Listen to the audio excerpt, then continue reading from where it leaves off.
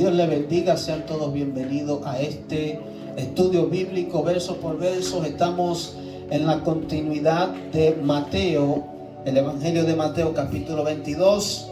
Y hoy vamos a leer verso por verso y hablar sobre las Escrituras. Aleluya, porque ellas nos enseñan, nos instruyen, y es por eso que es importante venir a la casa de Dios a aprender de ellas, pues ellas nos edifican, nos mantienen en el camino del Señor. Y específicamente este evangelio habla sobre lo que Jesús nos mandó a guardar para que nosotros lo tengamos presente todos los días hasta el día de su venida. Leemos en el nombre del Padre, del Hijo y del Espíritu Santo. Amén. Amén. Rafa, dale un poquito más de volumen al micrófono, please, para que así llegue bien. Gloria a Dios. Dice así: respondiendo Jesús, les volvió a hablar en parábolas diciendo: el reino de los cielos es semejante a un rey que hizo fiesta de bodas a sus hijos, y envió a sus siervos a llamar a los convidados a las bodas, mas estos no quisieron venir. Aleluya. Desde el principio el Señor, y como hemos venido estudiando, el Señor siempre hablaba por parábolas, siempre hablaba por alegorías, siempre hablaba dando una historia, cierto ejemplo, para que nosotros pudiéramos entender cómo funciona el reino espiritual. Un reino invisible, un reino que usted no lo ve, mas sin embargo nosotros lo sentimos y lo conocemos. Y el Señor da este ejemplo y dice: como todos nosotros conocemos lo que es un reinado, conocemos lo que es una boda. Y Él explica: el reino de los cielos es semejante a un rey. El rey representa a Dios, el Padre. Entiéndase que esto es algo que hay que interpretarlo. El rey representa el Padre, a Dios, que hizo fiesta de boda a sus hijos. A su hijo. Perdón, sí. ¿El hijo quién es? Jesús, Cristo. Y Él le está hablando a judíos. Él le está hablando a hombres que vieron sus milagros y sus señales, mas no creían en Él. Y el Señor le está dejando saber a ellos a través de esta parábola que Él está hablando de ellos. El Padre hizo una boda, una fiesta. Una boda es un lugar donde es de alegría, donde hay un compromiso entre dos personas, hay un pacto para vivir para siempre en gozo, en armonía, en compañía, en relación. Que eso es la vida cristiana, una relación con Dios, no simplemente una religión. Y dice, versículo 3: y envió a sus siervos a llamar a los convidados a las bodas, mas estos no quisieron venir. El capítulo anterior habla sobre una parábola similar. Los siervos son aquellos profetas, aquellos hombres que eran enviados a Israel una y otra vez para que se arrepintieran y vinieran al servicio del Señor. Mas aquí dice los convidados o los invitados, que es prácticamente la misma palabra, no quisieron. Y esto aún así también, hablando de Israel, aplica para el mundo que está allá afuera. Nosotros vivimos la vida entera diciéndole a nuestros familiares, a nuestros amigos, a todo el mundo: ven a Cristo. Hay una boda.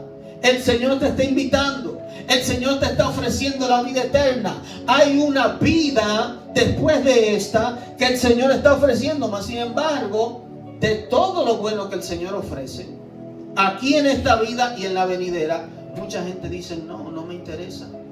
Estoy muy ocupado. Tengo muchas cosas que hacer. No tengo tiempo para ir a la iglesia. No tengo tiempo para orar. No tengo tiempo para Dios, básicamente. Y estas personas aquí, según el Señor está hablando, dijeron no. Volvió a enviar otros siervos diciendo: decid a los convidados: he aquí, he preparado mi comida, mis toros y animales engordados. han sido muertos y todo está dispuesto. Venid a las bodas. El Señor vino, Jesús, enviado por el Padre, para que el pueblo de Israel fuera rescatado de sus pecados, para que ellos pudieran entrar a la vida eterna que el Señor había preparado. Mas sin embargo, ellos rechazaron a Cristo. Y por eso entonces el Señor los desechó por un tiempo, temporalmente, para que ellos sean cegados y no reciban la salvación y nosotros pudiéramos recibirla como gentiles. Porque ellos rechazaron.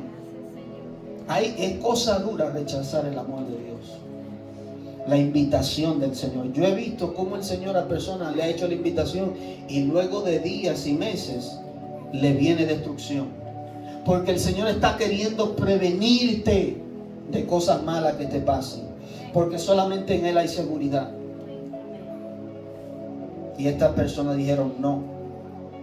Y mira cómo el Señor envía una vez y luego otra. Insistente.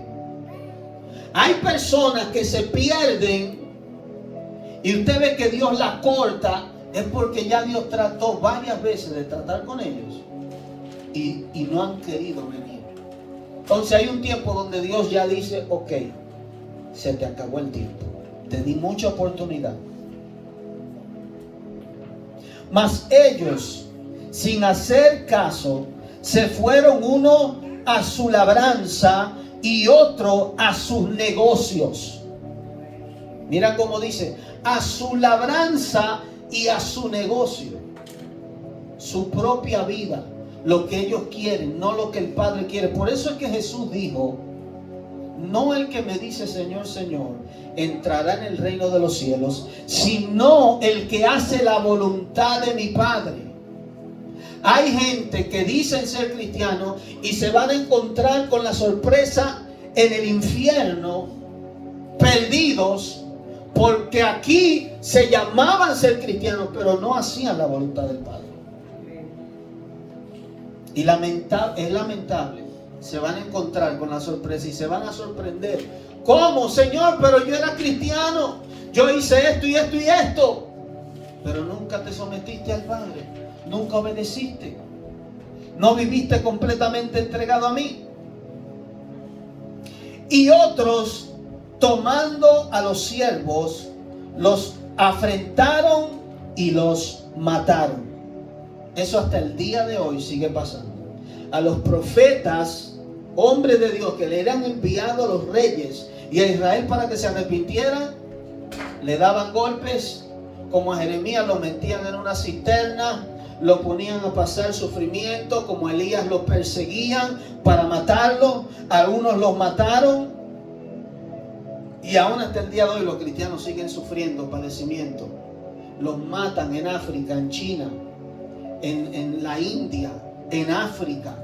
Muchos lugares es prohibido proclamar a Cristo y ellos van a predicar la palabra de Dios y son perseguidos y matados. Y aún en este país ya eso está ocurriendo, porque el nombre de Jesús causa conmoción en el reino de las tinieblas, porque es el único nombre que tiene poder para libertar y sanar a las personas, para arrancarlos de las garras del enemigo. Jesús prometió que por su nombre seríamos perseguidos. Entonces el Señor aquí está dando esta parábola a sí mismo, que los siervos fueron enviados. Entonces dijo a sus siervos, versículo 7, al oírlo el rey se enojó y enviando sus ejércitos destruyó a aquellos homicidas y quemó su ciudad. Ese versículo allí se cumplió en Israel, ¿sabían? Cuando Jesús muere y resucita de entre los muertos, que empieza la iglesia, en el año 70 Roma destruyó el templo de Israel y ellos fueron esparcidos. Hasta el día de hoy Dios no le ha permitido construir ese templo, porque ya Dios no habita allí. Es una señal a ellos y al mundo de que este versículo que dice allí, que Dios se enojó con ellos y los destruyó, los esparció por el mundo entero, es para que ellos entiendan que el reino les fue quitado y se nos fue dado a nosotros. Y mira a quién Dios se lo entregó. Versículo 8. Entonces dijo a sus siervos: las bodas a la verdad están preparadas, mas los que fueron convidados no eran dignos. O sea, el Señor no va a detener su plan porque ellos no quisieron entrar. Dios, su voluntad es darle una novia a su hijo. Y sabemos que la novia en el libro de Apocalipsis le llama a la iglesia y que Jesús es el esposo. Jesús es el hijo que el Padre envió a tomar una novia, y la novia es la iglesia, el pueblo de Dios. Y porque ellos no quisieron, o porque el mundo no quiera entrar a la invitación, Dios no va a parar su plan. Dios no va a detener lo que Él quiere hacer. Entonces dijo a sus discípulos: las bodas a la verdad están preparadas, mas los que fueron convidados no eran dignos. Y pues a la salida de los caminos, y llamad a las bodas a cuantos halléis. Y saliendo los siervos por los caminos, juntaron a todos los que hallaron, juntamente malos y buenos. Y las bodas fueron llenas de convidados. Esos malos y buenos éramos usted y yo, que no estábamos invitados, que no pertenecíamos al pacto, pero entonces Jesús abrió la puerta para que todos nosotros entráramos y fuéramos novia del Señor.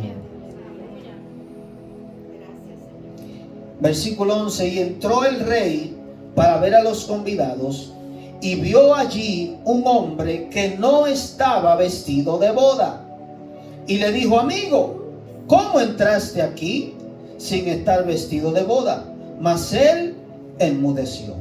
Entonces el rey dijo a los que servían: atadle de pies y manos y echadle en las tinieblas de afuera. Allí será el lloro y el crujir de dientes, porque muchos son llamados y pocos escogidos. Particularmente esta persona, y el Señor da esta parábola para dar a entender algo: aquellos que no fueron, o que no que fueron invitados, sino aquellos que no fueron vestidos. Usted sabe que cuando usted recibe a Cristo, y Pablo habla mucho de eso, dice: revestidos de Cristo Jesús. La Biblia dice que los santos están vestidos de ropa blanca resplandeciente. Y a las bodas usted necesita tener esa vestidura. El Señor aquí da a entender: si tú no estás vestido para la boda, no puedes entrar. Y si te entras, van a asegurarse de que te saquen a las tinieblas de afuera. Y siempre las tinieblas simbolizan el infierno, el lugar eterno de fuego y perdición para aquellos que no quisieron aceptar la invitación. Y allí dice el Señor: será el lloro y el crujir de dientes, el sufrimiento. Si no estás vestido de Cristo, no puedes entrar. Si esa vestidura blanca no está, no puedes entrar. Si usted ve en el mundo espiritual y Dios le abre los ojos ahora, usted va a ver una diferencia entre personas. Usted va a ver personas y a usted mismo se va a ver vestido de blanco. Espiritualmente yo no tengo esta ropa. Hay una vestidura especial, una vestidura blanca, la cual me da acceso al cielo. Te la pone Dios cuando tú eres salvo. Y hay personas que usted lo va a ver desnudo, sin vestidura, o lo va a ver con una vestidura andrajosa, que es simbología de que no está en Cristo Jesús. Y Dios muchas veces da sueños así, donde te muestra que tú estás vestido de una forma está vestido de una túnica. O si tú estás, por ejemplo, descuidado, está mal, Dios te va a mostrar y te va a mostrar que ensuciaste la vestidura. Te va a mostrar una mancha, te va a mostrar que estás andrajoso. O si te muestra una persona. Porque la Biblia, como habla así simbólicamente, así mismo Dios muestra espiritualmente. Entonces, son muchos los llamados.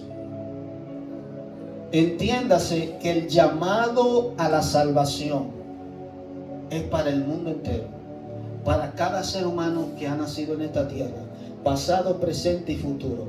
El llamado es para todos los hombres. Por eso estamos llamados a predicarle al mundo entero. ¿Por qué son pocos los escogidos? Porque pocos son los que toman la decisión de venir al reino y perseverar hasta el final. Esto no se trata de empezar.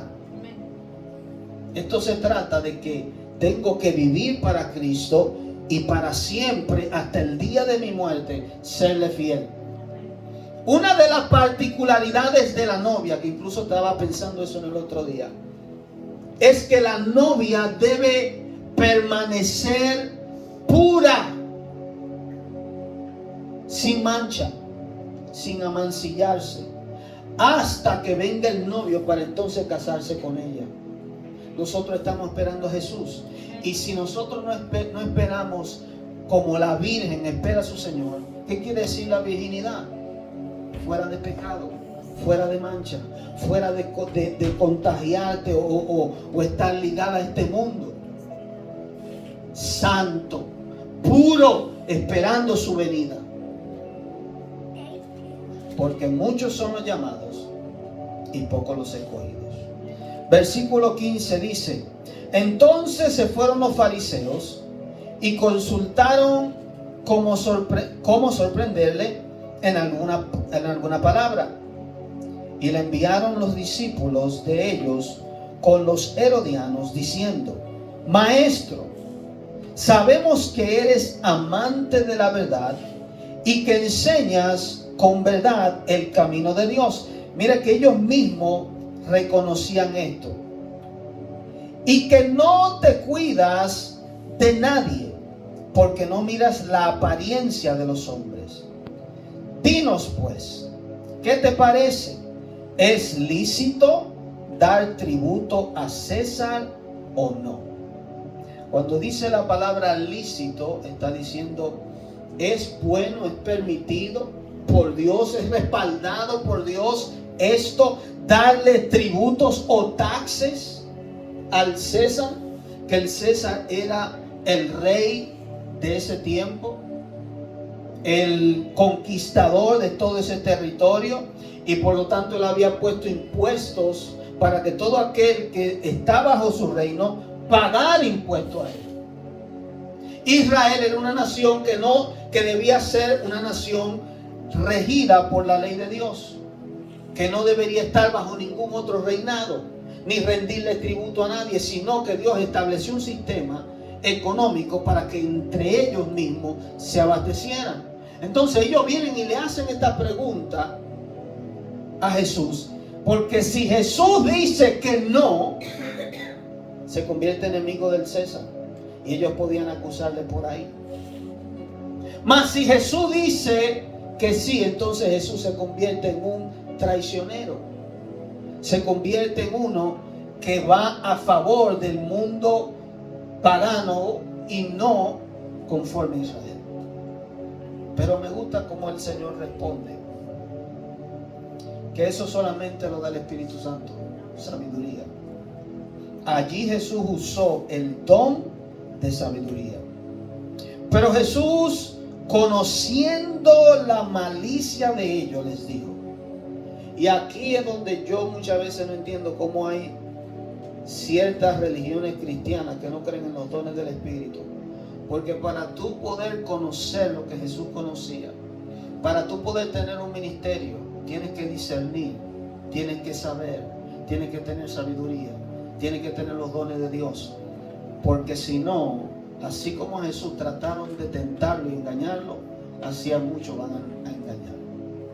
Jesús tenía el don de ciencia, Él sabía que la pregunta venía no de un corazón sincero, como ellos al principio dijeron, sino de un corazón maligno, buscando cómo tentarle, cómo atraparlo. Dice el Señor: ¿por qué me tientas, hipócritas? Directamente el Señor le dijo la verdad a ellos: ustedes son unos hipócritas. Le dice: mostradme la moneda del tributo. Y ellos le presentaron un denario, la cual era una moneda específica para pagar los taxes. Entonces le dijo: ¿de quién es esta imagen y la inscripción? Le dijeron: de César. Y les dijo: dad pues a César lo que es de César, y a Dios lo que es de Dios. Entonces oyendo esto, se maravillaron, y dejándole se fueron. Aquí esto comprueba que Jesús no tenía, o sea, no había cómo acusarle.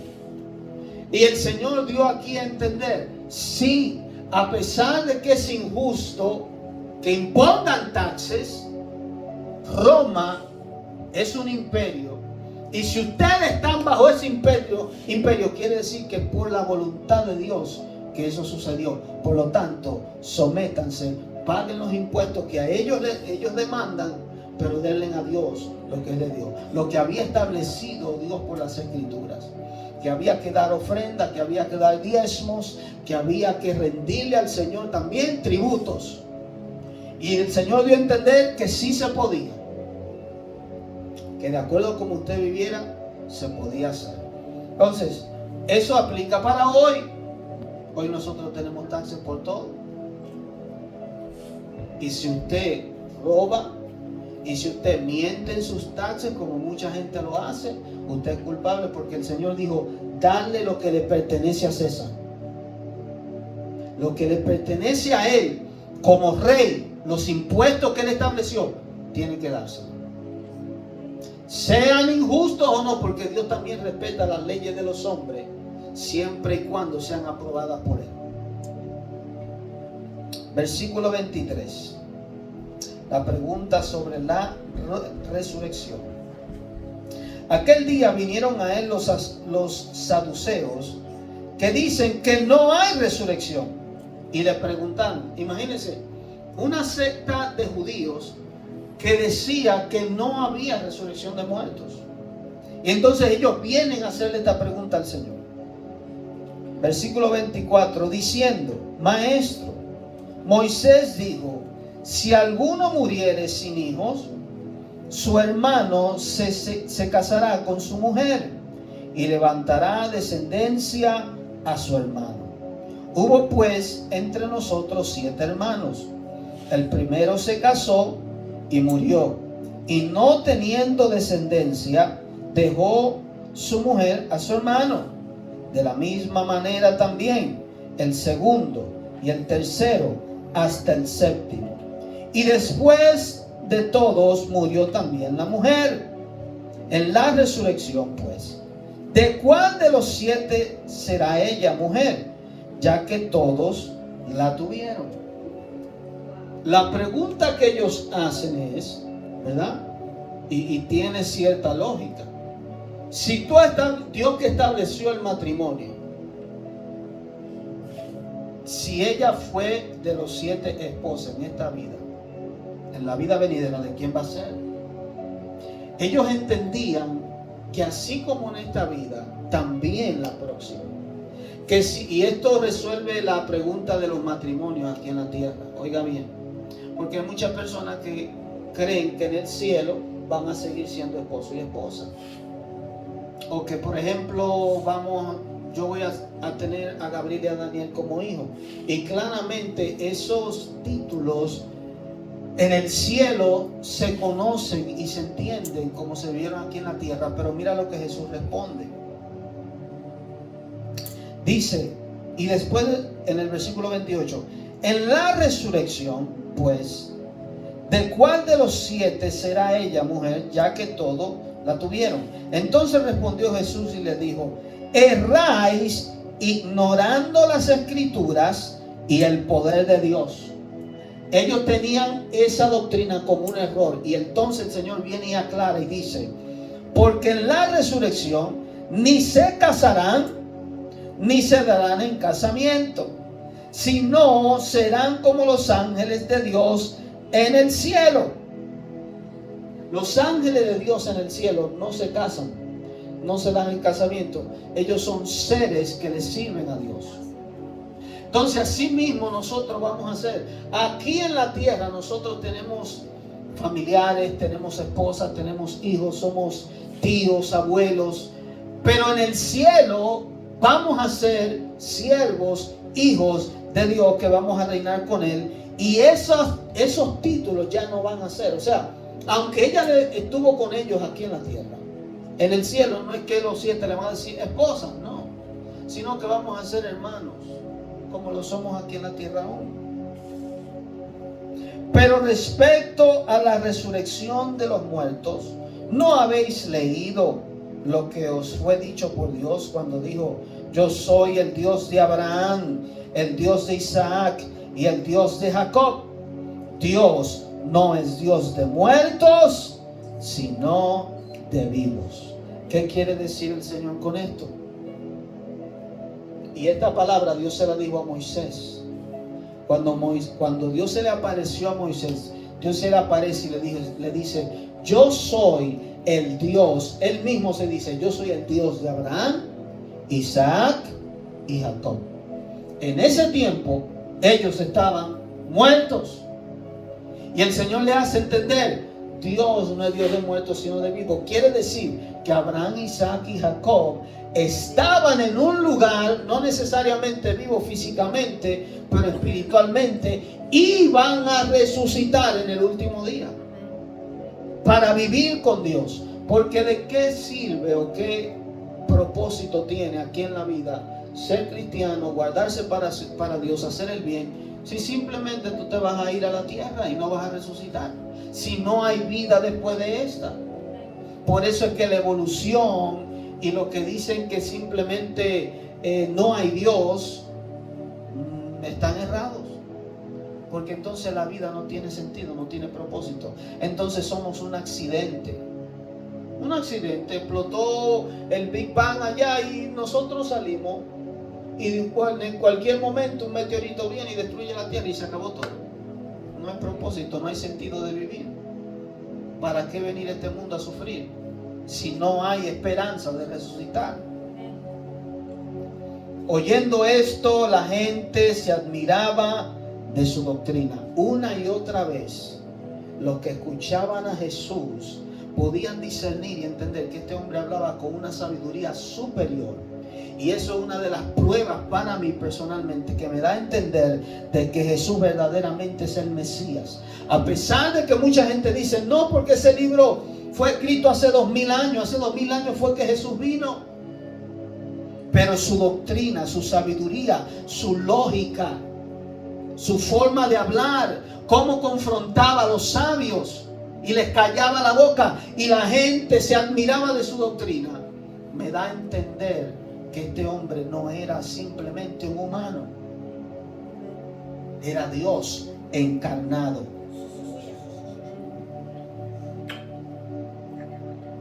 Versículo 34 dice, el título: el gran mandamiento. Entonces los fariseos, oyendo que había hecho callar a los saduceos, se juntaron a una.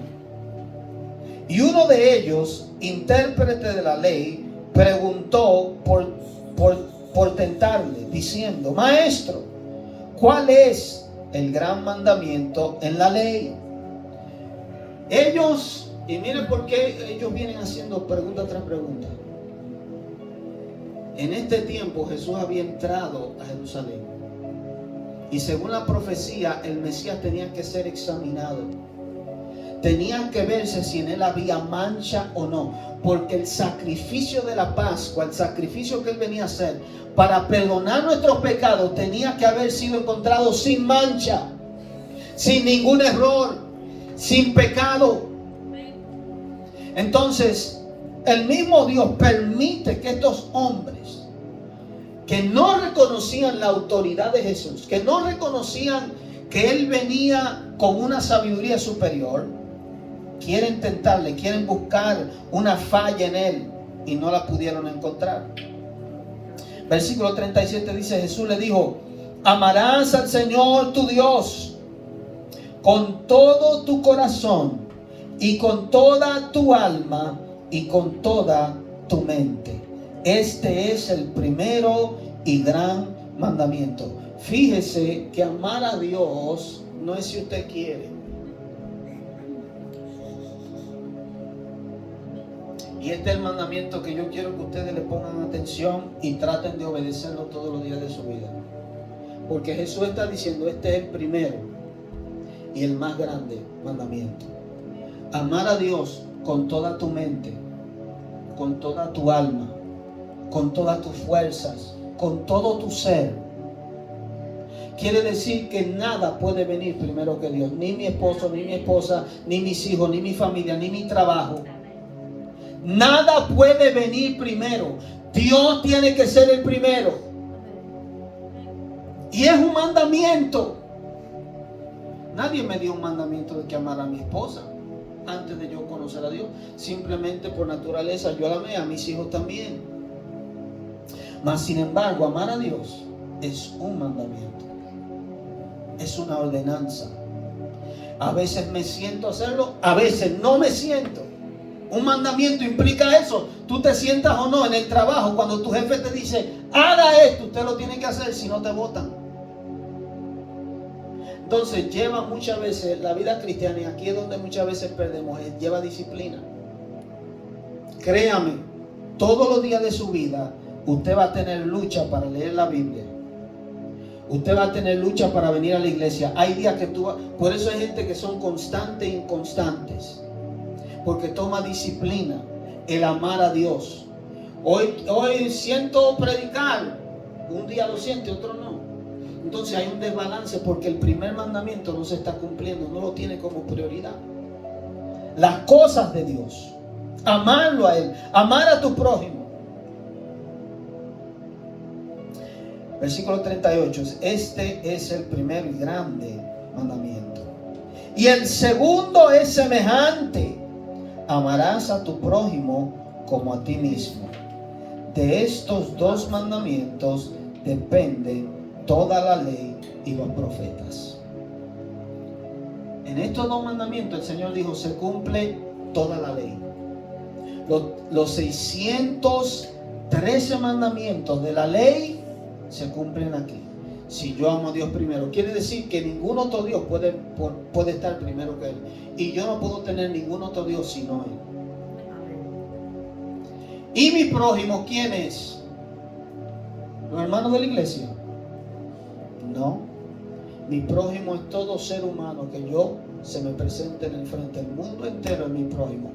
Enemigos, no enemigos, judío, católico, evangélico, palestino, todo, musulmán, Él es mi prójimo. Tengo que amarlo, tengo que hacerle el bien, tengo que orar por ellos, tengo que tener misericordia. Ese es el mandamiento del Señor. Y tú conoces allí el corazón de Dios. Yo le estaba diciendo a una persona, si todo el mundo cumple estos dos mandamientos, el mundo fuera perfecto. Amar a Dios y amar al prójimo como a ti mismo. Como a ti mismo. No importa lo que te hagan. No importa. Cómo tú das lo que tú tienes en tu corazón. Exacto. Si a mí me gusta, ¿a quién le gusta aquí que le hable mentira? Yo odio la mentira. ¿Verdad? Pues no le hable mentira a otro. Ponte en los zapatos del otro. Eso es lo que Jesús enseña. ¿Te gusta que te engañen? No engañes a otro. ¿Te gusta que te hablen groseramente? No le levantes la voz a otro. ¿Te gusta que te sirvan? Sírvele a otro. ¿Te gusta que te traten bien? Trata bien al otro. Cuando tú ves personas que actúan mal hacia su prójimo, es porque este mandamiento no está presente en su mente. Porque tú nunca vas a querer hacerle a alguien lo que no te gusta que te hagan a ti. El mismo Señor dijo, como ustedes quieren que los traten a ustedes, traten a los demás. Lo que tú siembras, eso tú vas a recibir. El amor es algo poderoso. El Señor dijo, amad a vuestros enemigos. Hay algo que cuando tú das amor a una persona que te hace mal, esa persona no sabe cómo responder. Los demonios no saben cómo lidiar contigo cuando tú muestras amor. Porque todo lo que ellos quieren es que tú respondas en venganza, en destrucción hacia tu prójimo. El Señor dijo, amad a vuestro prójimo. Y cuando nosotros obedecemos estos dos mandamientos, hemos cumplido la ley. Caminamos bajo la voluntad del Señor. Amén. Versículo 41 dice, y estando juntos los fariseos, Jesús les preguntó diciendo, ¿qué pensáis del Cristo? ¿De quién es hijo? Le dijeron, de David.